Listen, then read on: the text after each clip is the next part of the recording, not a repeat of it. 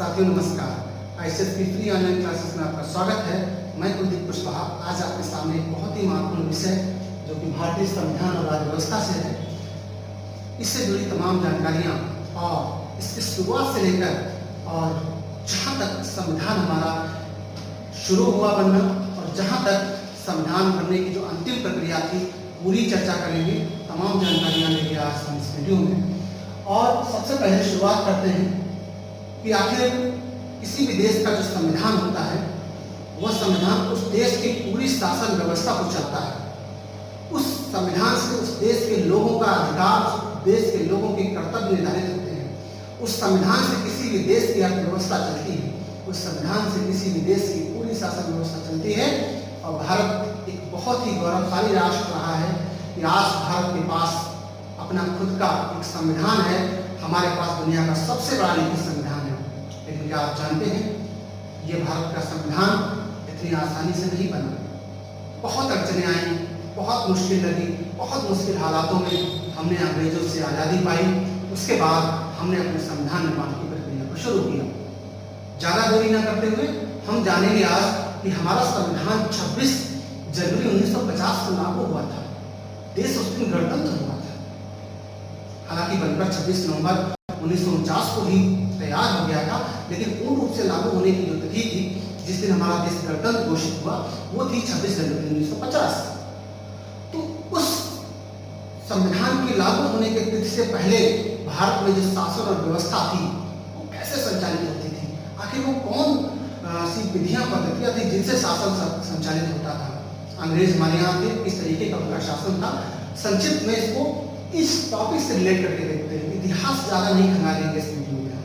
इतिहास का एक वीडियो नहीं है, वीडियो है हमारे भारतीय संविधान और अर्थव्यवस्था से। तो हम जानेंगे कि भारतीय संविधान में जो भारतीय मुख्य संविधान भारत का बना, भारत का अपना, उससे पहले हम लोग किस तरीके के संविधान की व्यवस्था में जी रहे थे। चलिए आइए जानते हैं। सबसे पहली चीज जो हमें समझनी होगी वो ये कि आखिर ये संविधान हमें आवश्यकता क्यों पड़ी। आइए ध्यान देते हैं 1600 ईस्वी में हमारे यहाँ ईस्ट इंडिया कंपनी आई। ईस्ट इंडिया कंपनी आपने नाम सुना होगा, ईस्ट इंडिया कंपनी आई। इसका मुख्य उद्देश्य उस समय क्या था? जब ये ईस्ट इंडिया कंपनी आई तो इसका मुख्य उद्देश्य यहाँ पर था व्यापार करना, व्यापार करना। लेकिन धीरे धीरे व्यापार करते करते इसमें जुड़ गया, व्यापार के साथ में इसमें आ गई क्या? राजनीति। व्यापार और राजनीति जब मिल गए तो इससे पैदा हुआ एक नया तंत्र जिसे बोलते हैं शासन व्यवस्था। यानी अंग्रेज हमारे यहाँ राज करने लगे और धीरे धीरे उस शासन सत्ता को उन्होंने कब्जा कर लिया।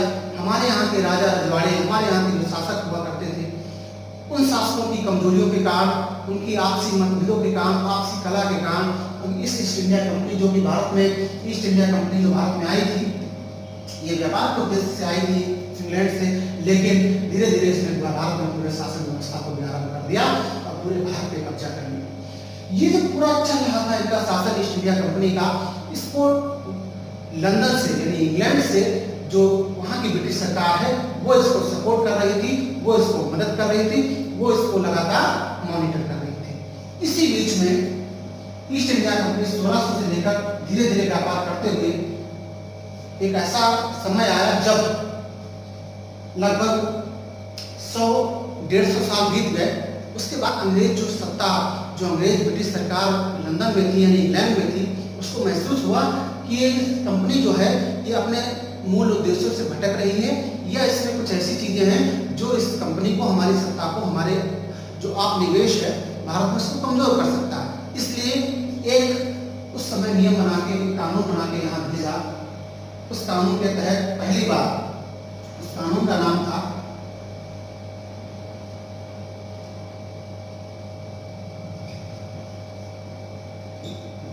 Regulating act. ये आया था आपका 1773 में। कब आया था रेगुलेटिंग एक्ट? 1773। रेगुलेटिंग एक्ट भारतीय शासन व्यवस्था जो अंग्रेजों के काल में थी, पहली बार उसको नियंत्रित करने के लिए, उसको व्यवस्थित करने के लिए, उसको संतुलित करने के लिए ब्रिटिश सरकार ने भारत में एक कानून लागू कराया, उसका नाम था रेगुलेटिंग एक्ट। कानून बनकर आया। इस कानून में 3 प्रमुख बातें कही गई थी। इस रेगुलेटिंग एक्ट में 3 प्रमुख बातें कही गई थी। आइए जानते हैं वो 3 प्रमुख बातें कौन सी थी जो रेगुलेटिंग एक्ट में थी।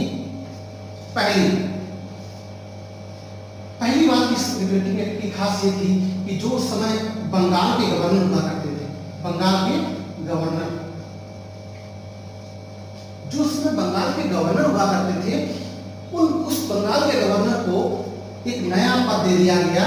यानी वो पद क्या था? बंगाल का गवर्नर जनरल। क्या था? गवर्नर। इसके आगे एक चीज और जुड़ गई, क्या थी? जनरल। यानी इस रेगुलेटिंग एक्ट में ये सब सुधार था कि शासन व्यवस्था जो भारत में अंग्रेजों की चल रही है उसको बेहतर कैसे किया जाए। उसके लिए उन्होंने एक्ट बनाया। बहुत ही बड़ा और बहुत ही पहला ऐसा एक एक्ट आया था जिसने काफी कुछ अंग्रेजों की शासन व्यवस्था में सुधार लाया। भारत की हालत में कोई सुधार नहीं हुआ। ये हम पढ़ रहे हैं कि जो उस समय व्यवस्था चल रही थी उसकी क्या स्थिति थी। तो बंगाल का गवर्नर जनरल बना दिया गया।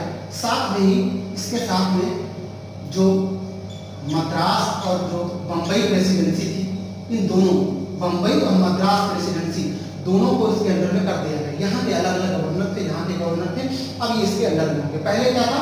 बंगाल का अलग स्वतंत्र गवर्नर था, मद्रास का अलग और प्रेसिडेंसी का अलग, सबका अलग अलग होता था। इसी में अब दूसरा जो है इसमें क्या सुधार आया? दूसरा ये था कि जो बंगाल का गवर्नर जो था वो अब बन गया बंगाल का गवर्नर जनरल। इसके अधिकार बढ़ा दिए गए। आपको एक बात बता दें, बंगाल अंग्रेजों के शुरू से लेकर आखिर तक इनकी व्यापार और राजनीतिक सत्ता का केंद्र रहा है।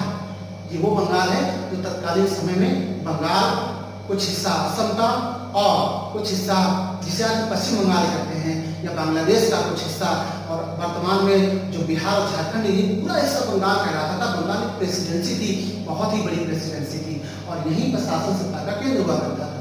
दिल्ली तो बाद में केंद्र बनाया अंग्रेजों का शासन सत्ता का, पहले जो केंद्र था वो बंगाल था। चलिए, इसके बाद ये इसी में दूसरा पॉइंट ये था कि मद्रास और बंबई प्रेसिडेंसी अधीन होंगी। तीसरा क्या था कि 1774 में भारत में एक सुप्रीम कोर्ट बना, जिसमें कि एक मुख्य न्यायाधीश और 3 न्यायाधीश के सुप्रीम कोर्ट बना। ये कहाँ बना? इसकी जगह जो थी कोलकाता। कहाँ थी? कोलकाता। तत्कालीन कलकत्ता, वर्तमान में कोलकाता। तो ये 3 प्रमुख जो सुझाव या प्रमुख जो आदेश थे इस एक्ट में थे, जिनको लागू कराया गया। इसके बाद में जब ये 3 प्रमुख एक्ट लागू हो गए तो शासन व्यवस्था चल रही थी, जैसा कि अंग्रेजों के पहले शासन व्यवस्था इस तरीके से जो नियम कानून थे उनके साथ चल रही थी। इसमें पहला सुधार आया। वो सुधार इसलिए था कि कहीं ये ईस्ट इंडिया कंपनी भारत में बिल्कुल कह सके कि एकदम से हाथ से लगाम ब्रिटिश सरकार की छूट ना जाए, ये एकदम से पूर्ण रूप से ऐसा ना स्वतंत्र हो जाए कि ये ब्रिटिश हुकूमत की बात ही ना माने। इसलिए इस पर थोड़ी सी नकेल कसने के लिए इस ईस्ट इंडिया कंपनी पर, या हम कहें कि इस ईस्ट इंडिया कंपनी के जो शासन व्यवस्था थी उसको बहुत ही सुचारू संतुलित अवस्था में करने के लिए ये रेगुलेटिंग एक्ट लाया गया। याद रखिएगा, बहुत बार क्वेश्चन पूछा गया है, ये भी क्वेश्चन लगातार पूछे जाते रहे हैं। ठीक है, आगे समझते हैं। इसके बाद क्या हुआ? इसके बाद अब आपने सुना होगा जैसे मोबाइल में हम लोग कोई ऐप अपडेट करते हैं ना, तो नया वर्जन आ जाता है तो उसको अपडेट कर देते हैं। तो वैसे ही जो रेगुलेटिंग एक्ट 1773 में आया था, तो ये जो 1773 में रेगुलेटिंग एक्ट आया, इसमें कुछ खामियां थी भाई, इसको अपडेट करना था। कुछ ही समय बाद 1784 में एक और एक्ट आया जिसका नाम था Pitt's India act. Pitt's India act. ये पिट्स इंडिया एक्ट क्या था? ये आया था आपका 1784 में। इसमें क्या था? इसमें जो कंपनी का यहाँ शासन चल रहा था उसमें राजनीति को अलग तरीके से संचालित करने की बात करी गई, शासन व्यवस्था को, और वाणिज्य को अलग तरीके से। तो ये जो अपडेट वर्जन था किसका? रेगुलेटिंग एक्ट का अपडेट वर्जन क्या था? Pitt's India act. ठीक है, इसके बाद पिट्स इंडिया एक्ट आया। इसके बाद फिर इसको भी अपडेट किया गया। इसको कैसे अपडेट किया गया? इसको किया गया 1833 के बहुत ही महत्वपूर्ण चार्टर एक्ट के द्वारा। किसके द्वारा? चार्टर एक्ट के द्वारा। 1833 में चार्टर एक्ट आया। इसमें भी 2 बड़े महत्वपूर्ण प्रावधान किए गए। पहली बात तो समझ लीजिए कि इसका अपडेट करने के लिए 1833 में चार्टर एक्ट आया। इसमें क्या हुआ कि जो बंगाल का हमने अभी आपको बताया था कि बंगाल का जो गवर्नर जनरल यानी बंगाल में पहले केवल गवर्नर हुआ करता था। उसके बाद बंगाल का गवर्नर जनरल कब बन गया, इस कौन से एक्ट में मैंने बताया था, इससे पीछे जब आया था क्या, रेगुलेटिंग एक्ट आया था। ठीक है, इसके बाद में ये जो बंगाल का गवर्नर जनरल था इसका भी पद अब क्या किया गया, चेंज कर दिया गया और इसको अब क्या बना दिया गया, भारत का गवर्नर जनरल क्या बना दिया गया। यानी इसकी पावर, इसकी जो धमक थी सत्ता की, या इसकी जो गवर्नेंस पावर थी, या इसका जो पद की अहमियत थी वो बढ़ा दी, इसको भारत का, पूरे भारत का गवर्नर जनरल बना दिया। आप समझ लीजिए। हाँ, इससे पहले मैं एक चीज और बता दूं, दोनों चीजें ये बस जान लीजिए कि जब बंगाल का गवर्नर जो था, जब उसको रेगुलेटिंग एक्ट के तहत बंगाल का गवर्नर था, उसको बंगाल का गवर्नर जनरल बनाया गया, तो उस समय ये पहले जो भारत का जो बंगाल का गवर्नर जनरल पहला बना था वो कौन था तत्कालीन समय में, वारेन हेस्टिंग्स। कौन था, इधर लिख देता हूं, वारेन हेस्टिंग्स, याद रखिए कैसे, वारेन हेस्टिंग्स। और इसके बाद में ये बंगाल का उस समय गवर्नर था, जब नियम आ गया रेगुलेटिंग एक्ट तो इसको तुरंत बना दिया गया बंगाल का गवर्नर जनरल। इसके बाद में ये जो, इसके बाद जब ये अपडेट वर्जन एक नया आया, कौन सा 1833 का चार्टर है, इसमें बंगाल के गवर्नर जनरल को भारत का गवर्नर जनरल बना दिया गया। और इस समय ये कौन था, इस समय ये बनाया गया था कौन, लॉर्ड विलियम बेंटिंक, नाम आपने सुना होगा थोड़ा, लॉर्ड विलियम बेंटिंक। अच्छा, लॉर्ड विलियम बेंटिंक जो है इनके बारे में जान लीजिए। लॉर्ड विलियम बेंटिंक को आप भारत में सती प्रथा का उन्मूलक कहा जाता है। इन्होंने सती प्रथा को, राजा राम मोहन राय और तमाम समाज सुधारकों के साथ मिलकर इन्होंने भारत में सती प्रथा, जिसमें कि किसी अगर महिला के पति, शादीशुदा महिला के पति की अगर मृत्यु हो जाती है तो उसको भी इसकी चिता के साथ जलना पड़ता था। ऐसी कुप्रथा को खत्म करने वाला भी भारत में कोई गवर्नर जनरल था उसमें, तो कौन था, ये लॉर्ड विलियम बेंटिक। ठीक है, तो इस तरीके से चार्टर एक्ट के तहत एक फिर से परिवर्तन हो गया क्या, कि बंगाल का गवर्नर जनरल क्या बन गया, भारत का गवर्नर जनरल। तो इस तरीके जैसे एक्ट अपडेट होते रहते हैं ना, लगातार नए वर्जन आते रहते हैं, वैसे ही भारत में जो अंग्रेजों की शासन व्यवस्था थी वो अपडेट होती रही लगातार तमाम तरीके का। और हम यहाँ पर आपको वही नियम, वही महत्वपूर्ण चीजें बता रहे जो परीक्षा में आने वाली है, जो आपके काम की है, जिनसे आपकी परीक्षाओं को आप क्वालिफाई करेंगे और जो आपकी परीक्षा में लगातार पूछी जाती है। हालांकि बहुत ऐसी चीजें हैं, वो भी बहुत सारी चीजें बताने को, लेकिन वो अभी इस वीडियो में फिलहाल नहीं बता रहे हैं, सिर्फ इतनी बता रहे हैं जितना आपको जानना जरूरी है, जो आपकी परीक्षाओं के लिए उपयोगी है। चलिए, इसके बाद अब आप समझ रहे होंगे कि सर आगे भी अपडेट हुआ होगा, ये बिल्कुल अपडेट हुआ। रेगुलेटिंग एक्ट आया, पिट्स इंडिया एक्ट आया, चार्टर एक्ट आया 1833 का। इसके बाद ये भी अपडेट हो गया। फिर 1853 में एक और एक्ट आया, उसका भी नाम था चार्टर एक्ट। इस चार्टर एक्ट में भी कंपनी का जो शासन प्रणाली थी उसमें बहुत आमूल-चूल बदलाव किए गए, बहुत सारे बदलाव किए गए और शासन व्यवस्था को और सुदृढ़ और मजबूत किया गया। इसके बाद में एक फिर इसको भी अपडेट किया गया। इसको अपडेट करने के लिए 1909 में आते हैं। 1909 में इस पूरे एक्ट को और अपडेट किया गया, इसमें और कुछ सुधार लाए गए। इस 1909 में फिर एक अधिनियम आया जिसे नाम दिया गया, इस पूरे एक्ट पर नाम दे दिया गया, वो था क्या, मार्ले मिंटो। ठीक है, मार्ले मिंटो सुधार कहा जाता है, आप इसे 1909 का अधिनियम भी कह सकते हैं, मार्ले मिंटो सुधार। मार्ले क्या थे, ये जो मार्ले मिंटो थे, लॉर्ड मार्ले और लॉर्ड मिंटो। लॉर्ड मार्ले भारत के सचिव थे, ये उस समय भारत के क्या थे, उस समय तत्कालीन क्या था, भारत के गवर्नर जनरल। ठीक है, इसके बाद में 1919 अब ये भी अपडेट हुआ, इनके सुधार लागू हुए, जो इसमें कमियां रही है तो उसके लिए आगे और आया, वो क्या था, मांटे चेम्सफोर्ड सुधार। इसे सुधार नाम दे दिया क्योंकि अपडेट वर्जन था, लगातार जो शासन प्रणाली चल रही थी। 19 मांटे, ये क्या कहीं मांटे क्यों लिखा है कि मांटे चेम्सफोर्ड सुधार। इसमें क्या था, ये भारत के सचिव थे उस वक्त, और ये क्या था, भारत के उस समय तत्काल में क्या थे, भारत के वायसराय थे। क्या थे, वायसराय। हाँ, यहाँ पर एक चीज और मैं आपको बताना भूल गया, ध्यान से सुनिएगा। 1853 को जो चार्टर एक्ट आया था, इसके बाद उसको चर्चा करते हैं। 1919। तो ये 1853 के बाद में 1919 और फिर ये 1909 और 1919। इसके बाद में एक बहुत महत्वपूर्ण चीज है, हमने भी नाम लिया वायसराय कि वायसराय क्या चीज है, आइए जानते हैं। आप सोच रहे होंगे कि पहले भारत में क्या था, बंगाल का गवर्नर होता था, फिर बंगाल का गवर्नर जनरल बना, फिर वो बंगाल का जो गवर्नर जनरल था वो भारत का गवर्नर जनरल बना, फिर वो भारत का गवर्नर जनरल के बाद में उस व्यक्ति का नया पद दे दिया गया जिसका कहा गया क्या, वायसराय। ये वायसराय की कहानी क्या है, 1853 के बाद भारत में एक अजीब सी हलचल हुई। वो हलचल ने पूरे अंग्रेजी तंत्र को हिला दिया। आपको पता होगा इतिहास का एक बहुत महत्वपूर्ण टॉपिक 1857 की क्रांति, याद है ना आपको, इतिहास में पढ़ेंगे। बस इतना जान लीजिए कि अंग्रेजों की नींव हिलाने वाला, अंग्रेजों की ऊंचे हिलाने वाला एक क्रांतिकारी आंदोलन था 1857 की क्रांति। हालांकि असफल हो गया, लेकिन फिर भी कई महीनों में इसने अंग्रेजों की आंख कान खोलने का बहुत ही बड़ा एक काम किया। और इसके बाद क्या हुआ, इसके बाद तुरंत लगने लगा, ब्रिटिश क्राउन था, ब्रिटिश सत्ता थी, उसको लगने लगा कि भारत में तो आज़ादी के लिए इतना बड़ा आंदोलन हो रहा है, अब ऐसा क्या किया जाए कि इसको अंडर कंट्रोल सिचुएशन किया जाए। तुरंत ही ब्रिटेन ने क्या किया कि 1857 तक जो ब्रिटेन सरकार जो थी वो कहेंगे अप्रत्यक्ष रूप से कंपनी को सपोर्ट कर रही थी और कंपनी के लिए वहां से जो भी नियम कानून भेज रही थी और वो कंपनी यहाँ मेन रूप से शासन कर रही थी। लेकिन फिर क्या हुआ, और सत्ता कहाँ बैठी थी, लंदन में।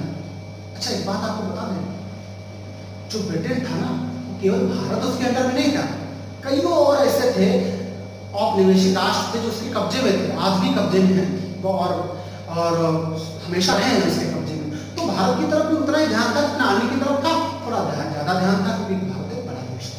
तो इस तरीके से लेकिन 1857 की जो गदर जो क्रांति थी, उस क्रांति के बाद एक व्यापक परिवर्तन हुआ। क्या परिवर्तन हुआ कि 57 तक जो ईस्ट इंडिया कंपनी के हाथ में, ईस्ट इंडिया के हाथ में जो कमान थी वो सीधे कमान आ गई, वो किसने ले ली, वो ले ली ब्रिटिश क्राउन। किसने ले ली, ब्रिटिश क्राउन। ये ब्रिटिश क्राउन क्या है, ये ब्रिटिश क्राउन का मतलब होता है ब्रिटेन की जो राजशाही सरकार वहां थी, उस राजशाही सरकार ने ईस्ट इंडिया कंपनी को कहा कि अब तुम्हारे बस का नहीं है, अब सारा लगाम जो है वो मैं अपने हाथों ले लूंगा। तो भारत के नियम कानूनों को संचालित करने के लिए, भारत में शासन व्यवस्था को मजबूत करने के लिए, बगावत को दबाने के लिए और भारत के अंदर अपनी पैठ को, अपनी सत्ता को और मजबूत करने के लिए रानी विक्टोरिया तत्कालीन समय में वहां की महारानी थी रानी विक्टोरिया, और उनकी पूरी जो राजशाही सरकार थी उसने ब्रिटिश अपने हाथों में ले लिया। और जो पद था भारत के गवर्नर जनरल का, वो पद अब यहाँ पर क्या हो गया, वायसराय। याद रखिएगा ये घटना, वायसराय। अब भारत का गवर्नर जनरल क्या कहलाने लगा, वायसराय कहलाने लगा। ठीक है, तो भारत के पूछा जाता है कि भारत के पहले वायसराय कौन थे, जवाब है लॉर्ड कैनिंग। कौन थे, Lord Canning. Lord Canning Bharat के पहले वायसराय थे। याद रखिएगा, तो इस चीज को आप समझ गए हैं कि 1857 की क्रांति के बाद 1858 से लेकर 1947 तक, जब तक भारत आजाद नहीं हुआ, तब तक पूरा जो सत्ता का सीधे लगाम जो थी वो किसने ले ली अपने हाथ में, ब्रिटिश क्राउन, यानी जो ब्रिटेन के राजा या महारानी हुआ करते थे उनके हाथ में चली गई, क्राउन के हाथ में चली गई, सीधे संचालन होने लगा। अब सीधे यानी अब ईस्ट इंडिया कंपनी का रोल नगण्य हो गया। ठीक है, ये बात आपके समझ में आ गई, तो मुझे पूरी उम्मीद है। अब आगे चलते हैं। अब क्या होता है आगे, देखिए ये शासन व्यवस्था जो मैं बता रहा हूँ, ये भारत के समय की है जब यहाँ का शासन था। और जो भारत का संविधान है वो 1947 में आजाद हुआ, उसके बाद से चीजें लगातार बेहतर हुई और 1950 में लागू हुआ, 26 जनवरी 1950। उससे पहले की कहानी पढ़ रहे हैं, तो जो मेन कहानी है वो आगे है। चलिए आगे देखते हैं। 1858 से लेकर 1947 तक हमने कहा कि किसका शासन रहा, क्राउन का। क्राउन का मतलब है वहां की जो ब्रिटिश सत्ता थी, ब्रिटिश सत्ता। ब्रिटिश सत्ता का मतलब जो ब्रिटिश सत्ता वहां पर संचालित हो रही थी, उसने सीधे कमान अपने हाथों ले ली। अब क्या हुआ, एक चीज अब क्या हुआ कि इसमें भी हमने आपको जो सुधार बता दिए कि वायसराय कर दिया गया और बहुत सारी चीजों को अपने हाथ में ले लिया गया। और फिर इसके बाद में इसी बीच हम कहाँ पे थे, पीछे आगे 1858 आ गया, इसके बाद हमने कहा था 1909, 1909 के बाद 1919, 1919 बाद में 1927। साइमन कमीशन का नाम आपने सुना है ना, साइमन कमीशन। साइमन कमीशन, ये साइमन कमीशन एक ऐसी चीज है जिस साइमन कमीशन ने भारत के अंदर, साइमन कमीशन जो थी 7 सदस्यीय ब्रिटेन ने के क्राउन ने सत्ता ने भारत में एक समिति भेजी थी ब्रिटिश साइमन कमीशन के नेतृत्व में। कहा था जाओ देख के आओ कि भारत में संविधान कैसे बन सकता है, क्या वहाँ की परिस्थितियां हैं। इसने अपनी रिपोर्ट 1930 में सौंपी, जिसको आगे धीरे धीरे 1935 के अधिनियम में कुछ बातें शामिल भी करी गई, लेकिन इसका भारत में बड़ा विरोध हुआ कि भाई भारत के लिए संविधान बनना है, भारत के लिए नियम कानून बनने हैं, भारत के लिए संविधान बनना, भारत का कोई सदस्य समिति नहीं, इसलिए व्यापक तौर पर पूरे भारत में इसका विरोध किया गया। आप इस बात को जानते होंगे, इतिहास का एक बहुत ही महत्वपूर्ण टॉपिक है। Simon commission Bharat go back के नारे लगे थे। इसके बाद ये प्रक्रिया चलती रही। इसके बाद 1935 का एक भारत सरकार अधिनियम आया, बहुत महत्वपूर्ण, ये एक इंपॉर्टेंट, इसको ध्यान रखिएगा। 1935 का भारत सरकार अधिनियम, भारत सरकार अधिनियम, भारत सरकार अधिनियम। इस अधिनियम में 300 से अधिक धाराएं और अनुसूचियां थी, जिनको आगे चल के भारत का जो मुख्य संविधान था उनमें बहुत सारी चीजें शामिल करी गई। जो भारत का आज मुख्य संविधान है ना, इसमें पूछा जाता है कि सबसे ज्यादा योगदान किसका रहा, तो 1935 का भारत सरकार अधिनियम का सबसे ज्यादा योगदान रहा। फिर क्या हुआ 1935 के बाद में, आपको पता होगा, इसी बीच में इंडिया में क्रिप्स मिशन आया, इसी बीच में इंडिया में क्रिप्स मिशन, और क्रिप्स मिशन के बाद में संविधान पर लगातार चर्चा होती गई। फिर इसका कैबिनेट मिशन आया और उस पर भी लगातार चर्चा होती गई। जो भारत में आंदोलन चल रहे थे, भारतीय मुस्लिम लीग और भारतीय राष्ट्रीय कांग्रेस के बीच लगातार तनाव चल रहा था। तमाम मुद्दे को इतिहास का पक्ष है, लेकिन यहाँ पर हम जानेंगे कि 1935 का जो भारत सरकार अधिनियम आया, जो शासन सत्ता को संचालित करने के लिए था, उसके बाद क्या हुआ। उसके बाद हुआ कि फाइनली संघर्ष चलता रहा। 1946 में भारत संविधान सभा भी बन गई, वो हम आगे बढ़ेंगे। उसी बीच हम ये देखेंगे कि हम आजादी की ओर थोड़ा बढ़ रहे हैं, उसी के बारे में बता रहे हैं। फिर 1947 में एक महत्वपूर्ण अधिनियम आया, जिसको कहा गया भारतीय स्वतंत्रता अधिनियम। क्या था? स्वतंत्रता अधिनियम। इसको ध्यान से समझिए, अधिनियम, भारतीय स्वतंत्रता अधिनियम। भारतीय स्वतंत्रता अधिनियम,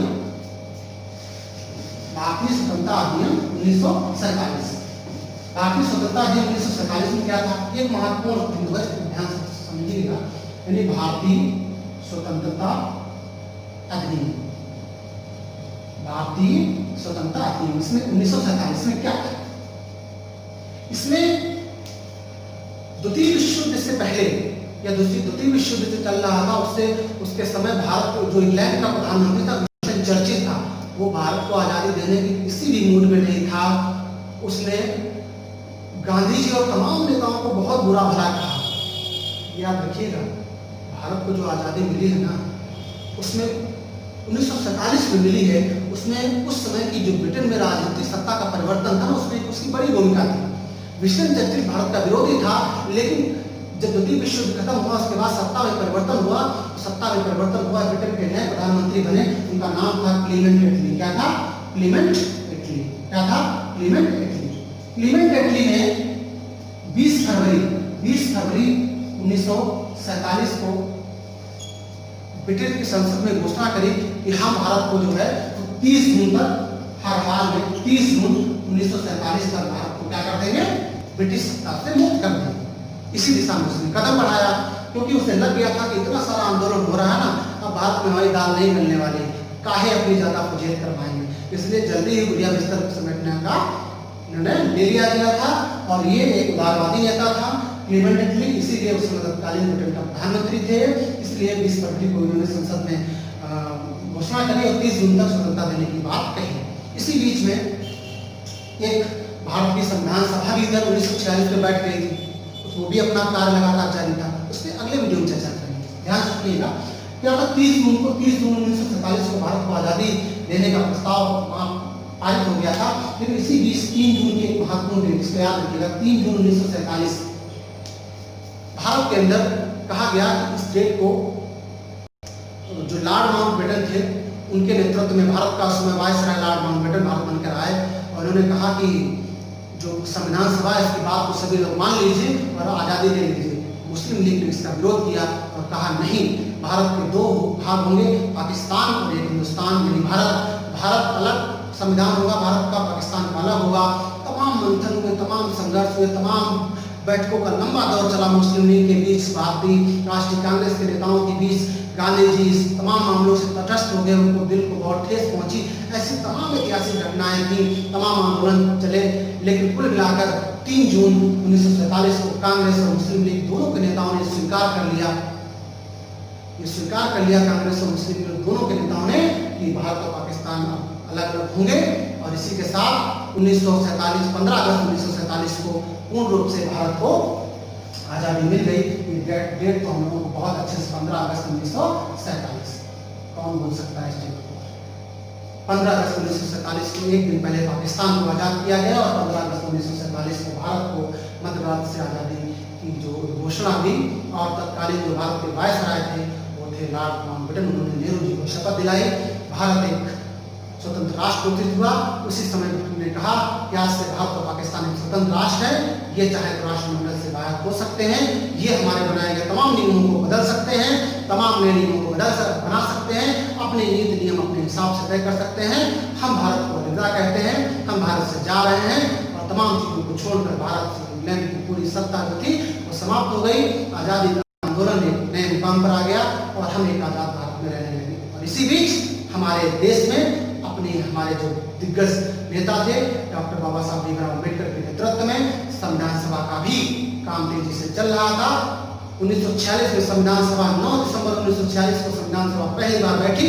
उसके बाद संविधान सभा में क्या हुआ, कैसे हुआ, पूरी प्रक्रिया संविधान निर्माण की अगले वीडियो में हम आपसे चर्चा करेंगे।